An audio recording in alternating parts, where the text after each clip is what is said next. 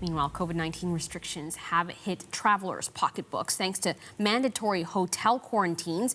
But it's the airport tests that have some forking over even more money. And that's because international flights are only allowed to arrive at 4 Canadian airports equipped with those COVID tests.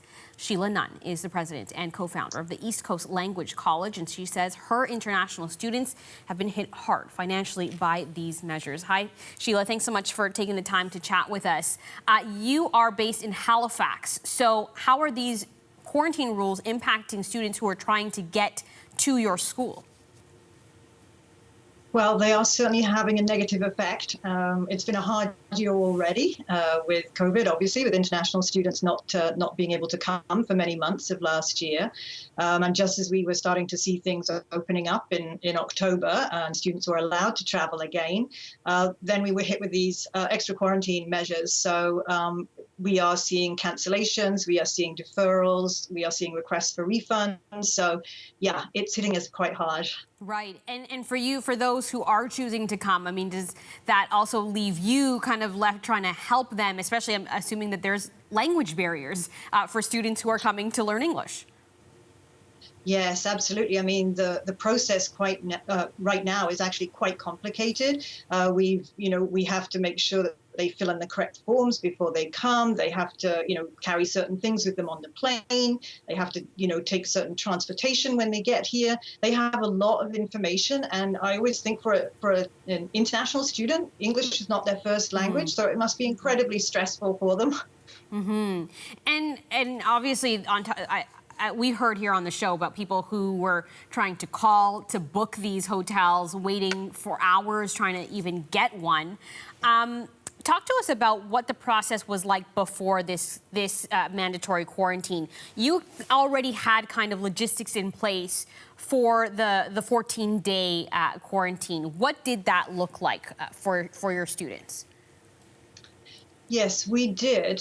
So through our National Association Languages Canada, they had put in place the Study Safe Travel Package corridor, and that meant that students were booked into quarantine hotels. When they arrived here, they had a cell phone already with a Canadian number and medical insurance. They were met at the airport by a safe cab, so that they were given clean masks and so on. Taken to their quarantine. We then have to check in. The school has to check in on those students every single day by email or phone to make sure that they are okay and they are staying in the hotel. Plus, they have to do a Nova Scotia Safe check-in and the ArriveCan app. There are an awful lot of things for them to do, but we had that in place, and students were moving through that corridor very safely. We've had no COVID spread through the corridor.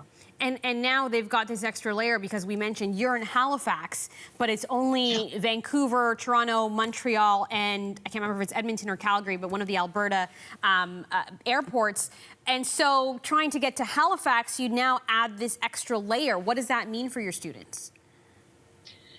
Yes, I mean, it's expensive for a start. I mean, they're paying almost $2,000 for their 3 nights in a hotel in Vancouver or Toronto. So that's huge for them. I mean, that's a big expense. And also, if they're coming from Vancouver, it's a really long way to get again from Vancouver to Halifax. So it's like almost like another international flight, but domestic flights, more expensive. We've seen cuts in flights. So not only are they more expensive, but they're less frequent. We've had some international flights cut altogether, so there are no direct flights at the moment, for example, from Tokyo to Toronto. So students have to fly to Vancouver. So as you mentioned, all of this hassle has been enough to essentially keep students from enrolling. It's impacting your business as well. Do you feel like considerations should have been made for people who aren't traveling returning from vacation, but who are coming for an education or a job or other, extenuating circumstances?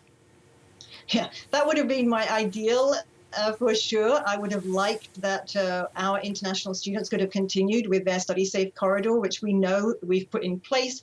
We've put time, energy, money into getting that corridor in place. I would have liked to have seen international students be allowed to continue with that corridor and not have the 3-day quarantine. It'd be great if they could be excluded from that. Is there a possibility for students to continue learning online? Yes, yeah, there is. And of course, when this happened, everyone seemed to think it would be very easy to just switch over to online and students would be very happy about it. But, you know, a lot of our students, particularly our students that come from South America, they're looking for a whole Canadian cultural experience. You know, they want to come, they want to live with a host family, they want to meet other international students, they want to experience Canada. That's an essential part of their learning. So for them, they're not interested in studying online. So our numbers are, you know, much, much lower than they would be normally. All right. Sheila Nunn is the president and co-founder of the East Coast Language College in Halifax, talking about how the mandatory quarantine rules are impacting international students. Thanks for taking the time. Thank you.